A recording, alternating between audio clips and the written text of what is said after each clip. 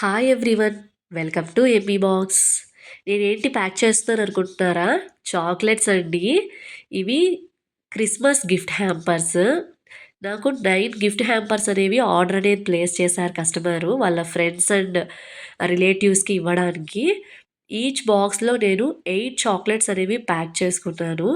ఆ, చాలా క్యూట్గా ఉన్నాయి కదా చూడడానికి. చాక్లెట్స్ అయితే చాలా ఎమ్మీగా ఉంటాయండి.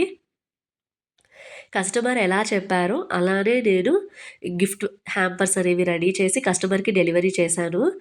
ఆహ్, చూస్తున్నారు కదా! మీకు ఈ వీడియో ఎలా అనిపించిందో నాకు కామెంట్ చేయండి గైస్.